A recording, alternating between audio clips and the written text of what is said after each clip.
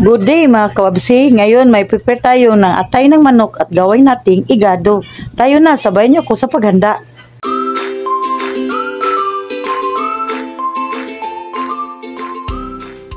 Ngayon mga kababsi, unahin natin ang ating onion. Mag-chop muna tayo ng onion mga kababsi para igisa natin sa ating igado nga atay po. Gawa tayo ng igado atay. Tapos na po ito nahugasan ang aking mga sangkap.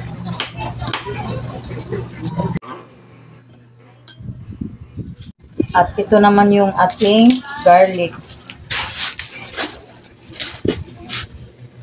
Iwain lang natin ang ating garlic mga kababsi para sa ating pampabango, pangbigay aroma ng ating gawing atay ng manok. Luto tayo ng igado mga kababsi. Ngayon maghiwa tayo ng ating potato po mga kababsi. Lagyan natin potato ang ating igado. Chop tayo ng potato.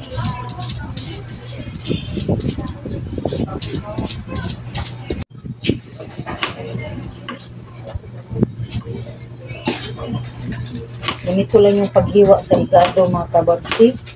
Takas lang po.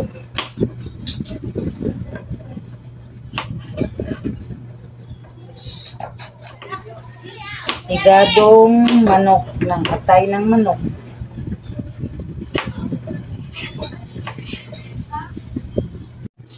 Maglagay din naman tayo ng carrots. Pahaba yung paghiwa natin mga kababsi para sa ating igado ng atay ng manok.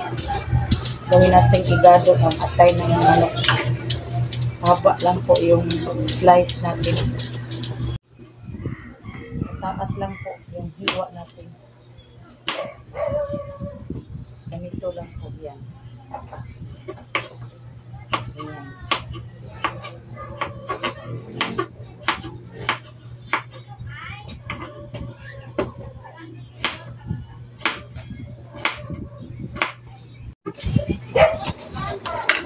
Ngayon, maghiwa din tayo ng ating atsyal.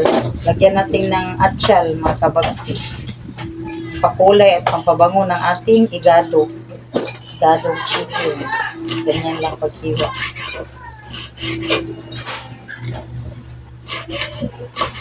Yan, mag-slice din tayo ng luya, mga kababsi. Lagyan na itong maliit lang po, mga kababsi. Pampabango ng ating igado. Maliit lang na luya po, mahaba din po. Manipis. Ganyan lang po kadami ang lagay ko.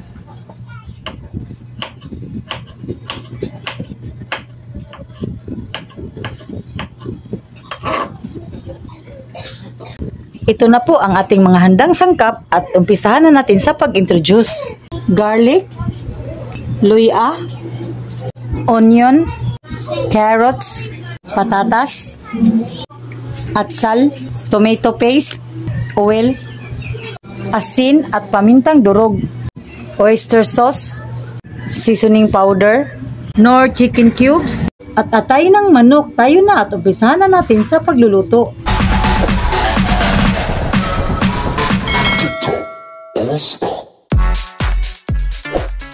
Kababsi, mag-init muna tayo ng ating pan. Maglagay tayo ng oil mga kababsi, maliit lang, panggisa ng ating atay. At ngayon mga kababsi, ilunod muna natin ang ating luya. Gisahin natin ito para mabango na siya, bumango siya.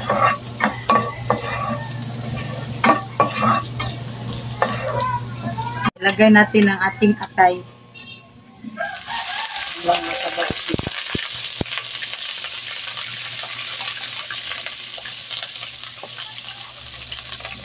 Then natin ang ating atay ng manok.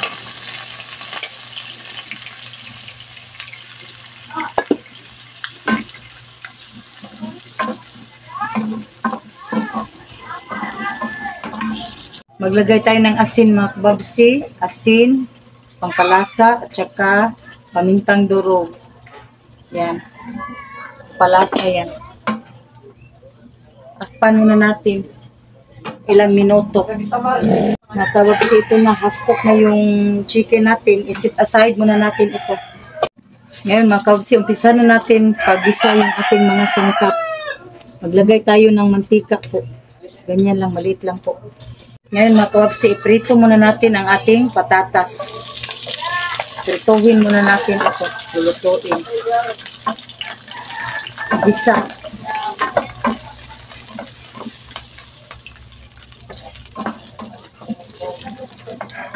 At ngayon mga kababsi, luto na tong pito natin. Ito na yung isunod natin yung carrots.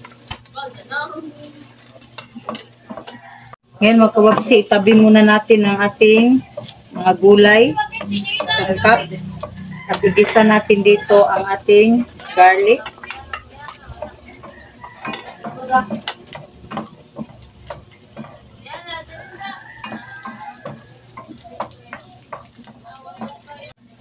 Ngayon, ilagay natin ang ating onions.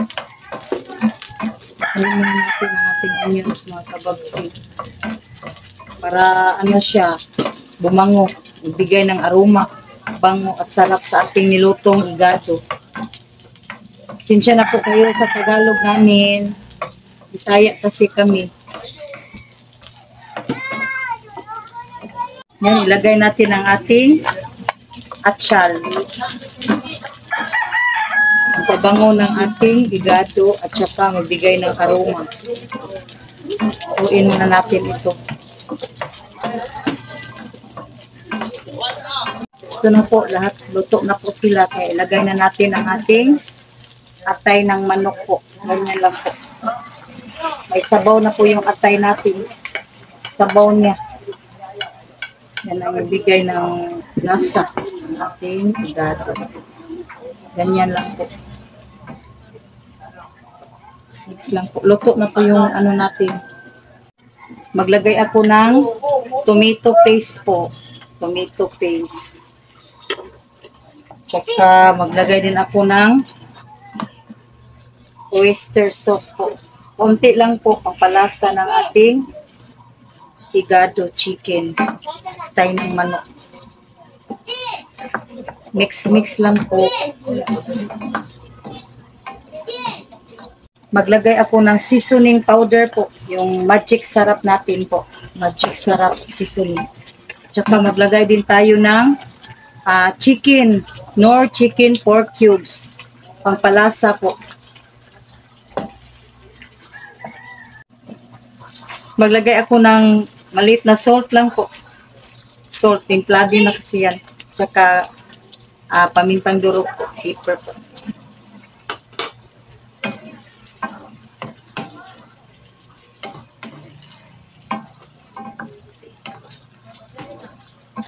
Takpan natin ito ng ilang minuto hanggat maluto. Mga kababsi, luto na po ang ating igado at it's ready to serve. Ito na po yung igado natin. Luto na po. Ready to serve na po ito, mga kababsi.